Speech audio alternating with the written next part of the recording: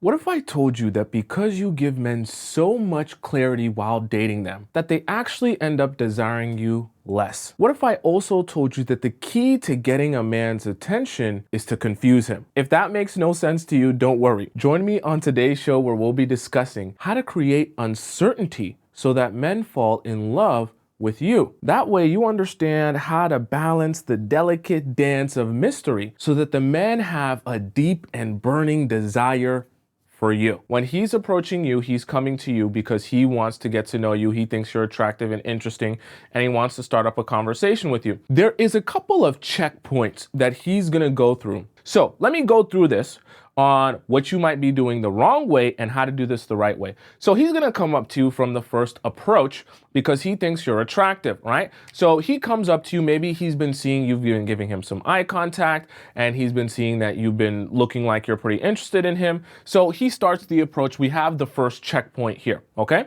So after he comes up with the approach, oh, I saw you looking at me from across the bar, from across the club, from across the whatever. And I just thought I would approach you, ask you what your name is because you look like an interesting person. I never see you here.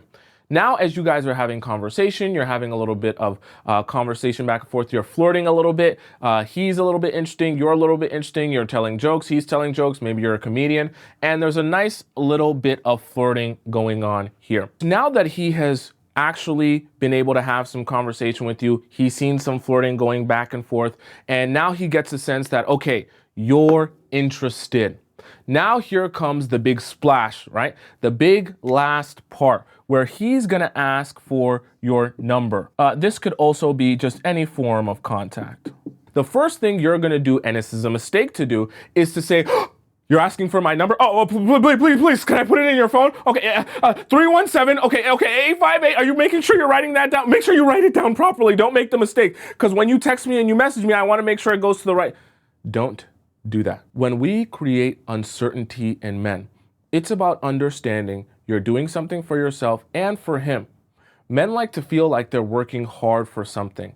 And it sends the wrong message when as soon as he asks something of you, your response is to immediately capitulate and be trying to scramble to figure out how you can give him exactly what he wants. It makes it, you know how people talk about black cat energy and they talk about what it means to exude black cat energy? That's not giving black cat energy. It's giving desperate. It's giving men never approach me. And I'm so not used to men approaching me that I'm shocked you would even ask me for my number. And you want to set the right stage and the right precedent of who you are, how he should view you, and his perspective on you. How do you do uncertainty right when a guy is asking for your number? You might be wondering.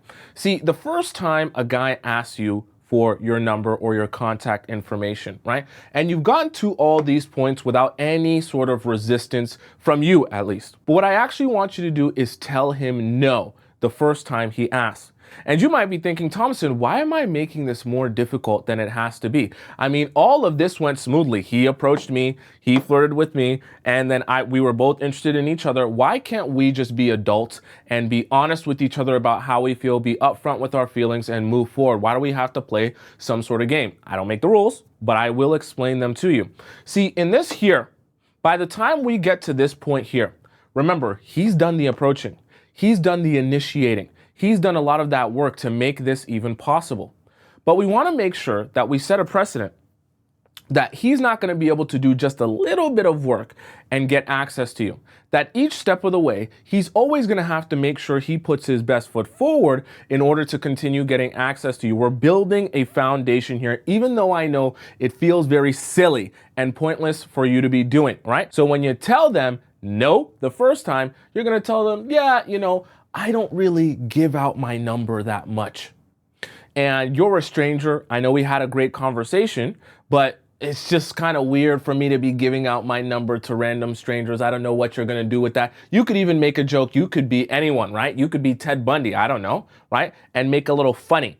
And then as you do that, now he's forced to say, oh, wait a second.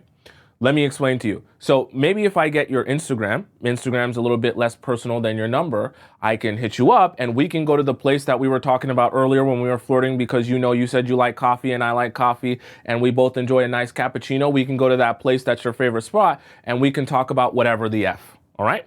And so I say all that to say, when you do that, you get men thinking in a way where they're now saying, okay, you're saying this doesn't work for you. Let me shift and maneuver myself in a different place so that I can figure out what works for you. After a guy gets your number, and after, let's say, even you do the first part right and you make him work a little bit extra hard for the number, there's something within you that will tell you, hey, if I like this guy, I need to give him the path of least resistance.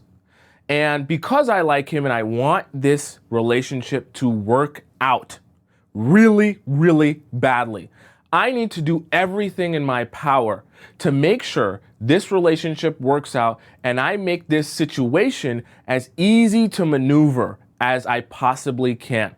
This is a grave mistake because you will do things like this. When it comes to the date, and especially that first date, or even that second date or that third date, you're gonna get into the habit of thinking to yourself, okay, he hasn't really asked me out on a date yet. And I know that he probably may have not asked me out on a date because he's busy.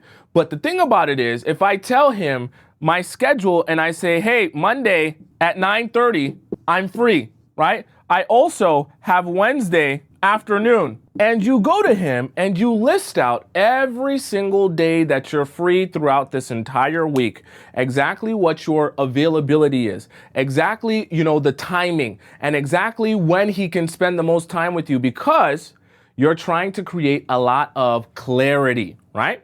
You hear me talk about clarity as it relates to the men, but you're thinking, okay, I need to make sure that there's not a lot of resistance here and I make it as possible as and as easy as it can be for him to realize what days I'm free so that he can ask me out on a date, right? So if I just come ahead and go out and tell him exactly what days I'm free, then that'll make it easy for him to plan a date with me because I know he's busy, which is probably why he hasn't asked me out on a date. And some of you are laughing because you're like, oh, that's so ridiculous. That's so desperate. I would never do that. Have you ever been in a situation where a guy that you're talking to isn't texting you for, let's say, the past 2 or 3 hours? And because you don't know where he's at and you don't know what he's doing, you start to wonder to yourself, what is he doing that is causing him to not text me for the past 2 or 3 hours? Tell me in the chat, yes or no. The reason I asked that question is because it's such an important thing to understand. If that happens to you, then what do you think happens to men when they're in your position? Meaning, if they're ever in a situation where, because remember, I tell you not to be a textaholic. Don't be on the phone trying to have conversation all day with men, especially the men that you're just starting to date. Okay, it's not a good way, it's not a good setup for you. Now, if we're talking about the fact that you're not going to be a textaholic and you're not going to be on the phone 24/7, those times where you're not messaging him, those 2 to 3 hours or however long it may be, we want him to be able to wonder about you. We want him to be able to think about what it is you could be possibly doing or spending your time doing. It doesn't mean you have to even be doing anything shady. Doesn't even mean you have to be going behind his back and doing something inappropriate. All it means is that you're living your life, and in the process of you living your life, right, sometimes your attention is not going to be completely on him. And especially when you're starting to date someone and your attention is not completely on him and you're doing your own things at different parts of the day or the week, now all of a sudden he has some space to say, I wonder what it is that she's doing at this time. Because she hasn't messaged me for the past couple of hours and she hasn't told me what she would be doing at this time. I don't think she's at work. And I'm not sure if she went out. Did she do something? Now you've put a guy in a position where he's spending a lot of brain power on you. He might go on your Instagram and start checking your stories to see if he can get any more information. He might start, if he really cares, he might go on your friend's story to see if your friend has posted anything of any information of where you are or what you're doing that's not allowing you to message him back. But see, all of that uncertainty, while you might think, oh my gosh, Tomisin, that's so anxiety inducing. Why would I purposely give a man that much anxiety? I like him. I want him to not have anxiety. But the thing about it is, when men have that level of anxiety towards you, they start thinking, okay, I need to find information. I need to figure out what she's doing. I need to talk to her. I need to message her because I want to get some answers. Now he starts asking you, what are you doing? Right? Now he starts saying, when are you available? Are you out right now? Who are you with? But this is the place where you want men to be. You want them to be leaning forward, like Michael Jackson, right? Leaning forward, trying to figure out more about you. You don't want men to be in a relaxed state where they're like, whatever, she's doing whatever, I don't really care. Who cares? Whatever, it's whatever, everything's whatever. When men are in that state, that's the time where they're going to be putting towards the least amount of energy and effort towards you and a relationship with you, okay? When men are in that relaxed state, that's when all they're interested in is receiving, and they're not at all interested in giving anything to you. One of the mistakes that's easy to make is telling a guy all about your feelings towards him. So you know that guy that you started dating that is tall, dark, handsome, with straight teeth, super funny, and super rich, with a six-pack and a nice long schlong, and you're thinking in your mind, oh my God, this guy is literally perfect. He's everything I've ever wanted. I can't imagine any guy that could possibly be better than this. So you're thinking in your mind, right? This is how you start thinking when you get really anxious. In order for me to keep this man, and in order for me to keep him liking me, I need to confess to him all the ways that I like him. And then this happens, right? He gets to his own checkpoint and he starts thinking to himself, right?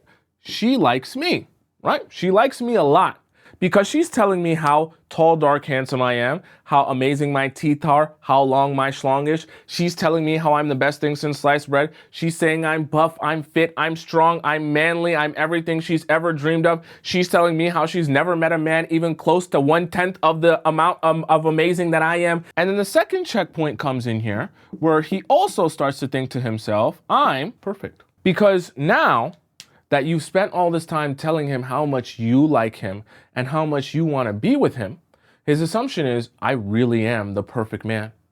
But this is the problem. See, when the men are of the belief that they're already perfect as they are, right, and they check this box off, what do you think they're not thinking about doing? They're not thinking about how to make themselves better in your eyes. Because in your eyes, as you've already stated, he is essentially perfect. There is no more he can be. There is no more amazing he can be. There is no more excellent and awesome he can be. There is no more he can do to be any more perfect. So you've actually done yourself a disservice because you've actually given him a direct example from your own mouth of how he doesn't need to do any more for you. And so we also get where he says, I have her heart already.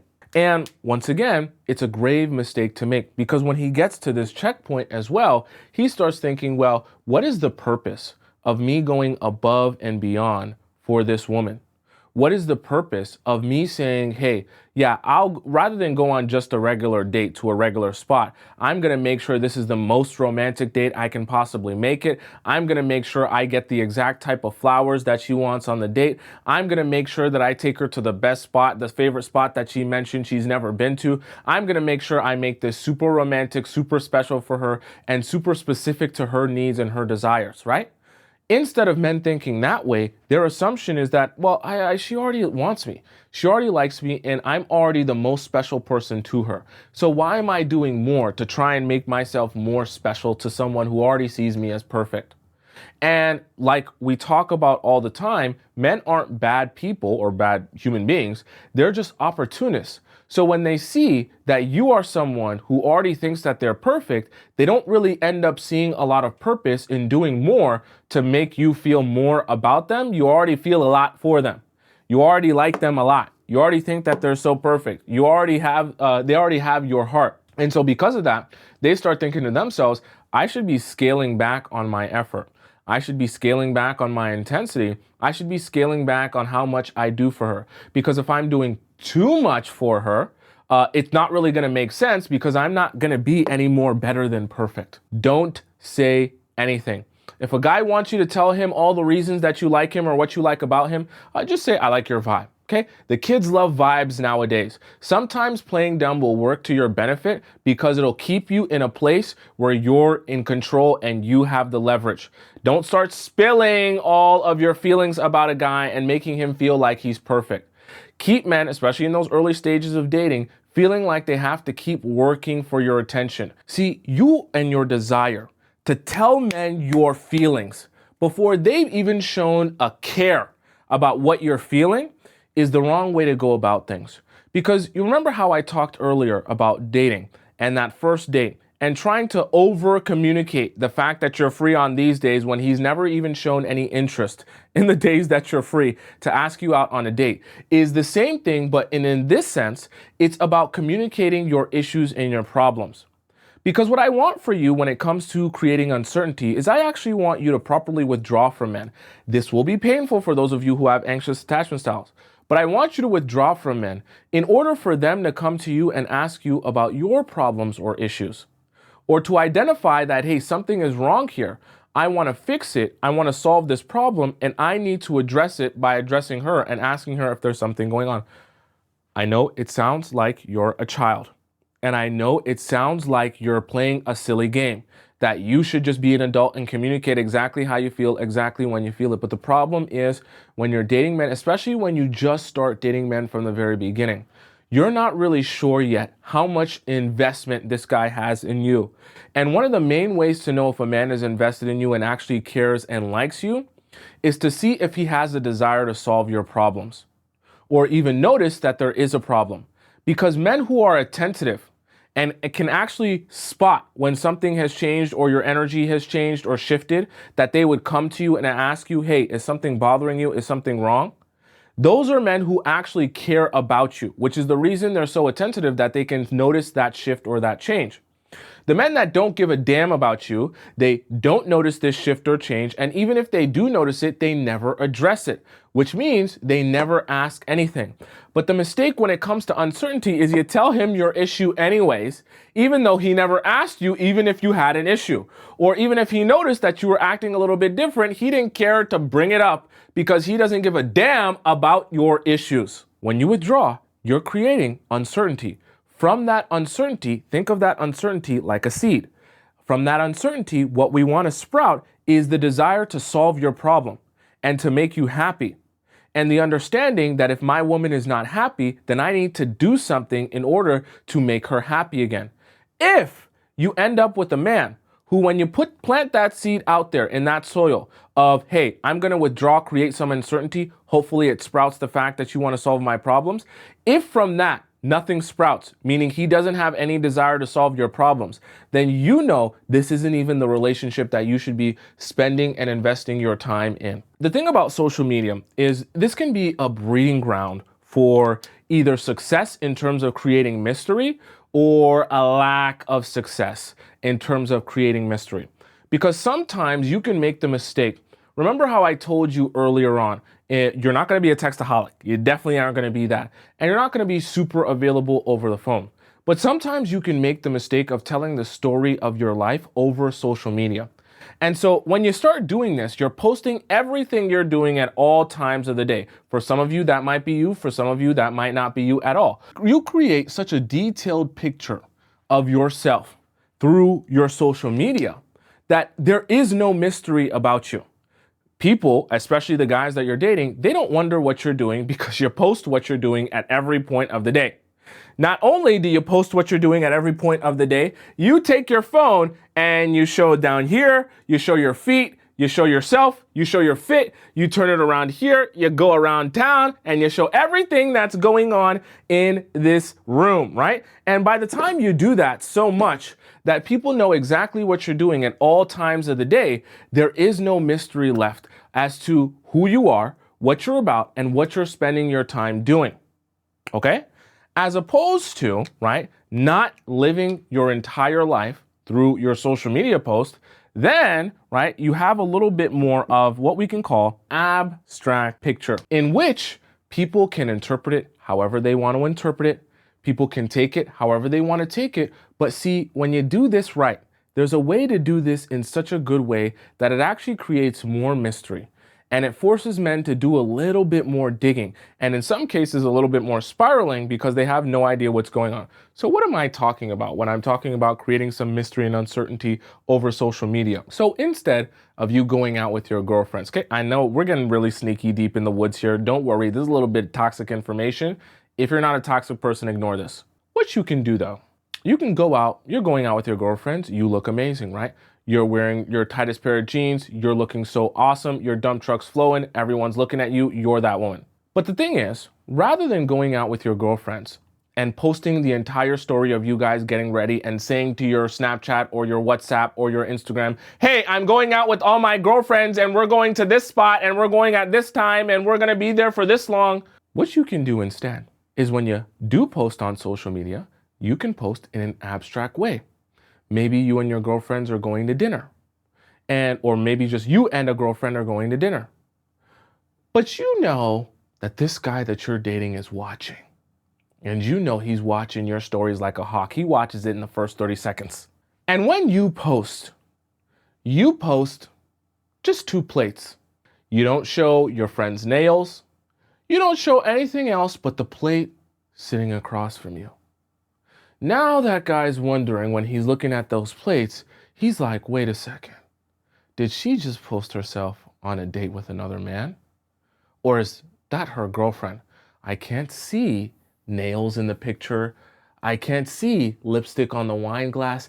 And I feel like, I don't know. That fettuccine Alfredo looks very feminine. I don't know. Is it a man or is it a woman? Or is it one of those men who really enjoys him a nice fettuccine? A man would have maybe ordered a pizza. No, or maybe it is one, right? And all of this analyzing that men will do, right, is good. See, when you can create an abstract picture, and I know we're talking about social media posts, but see, when you can strategically post in a more abstract way that leaves some left to the imagination, it's good for you and good for your mystery and good for creating some uncertainty. Okay? Now, if you're someone who you don't post anyways, then this doesn't necessarily apply to you. But if you're someone that is in the habit of posting, then this is something that you want to be considering, right? Leave some mystery up to the imagination as you post on your social media so that if you are talking to a guy, then this guy can still have some room to wonder about what it is you're doing. Don't not give him the answer as it relates to what you're doing in direct message with him, and then give him that exact answer in terms of what you post on social media. Now, I'm not saying you got to go super abstract. You're just posting completely different than you regularly post, but just consider that in what you post. Don't be thinking about how to show your entire life to the Snapchat or your entire life to the Instagram or whatever the case may be, okay?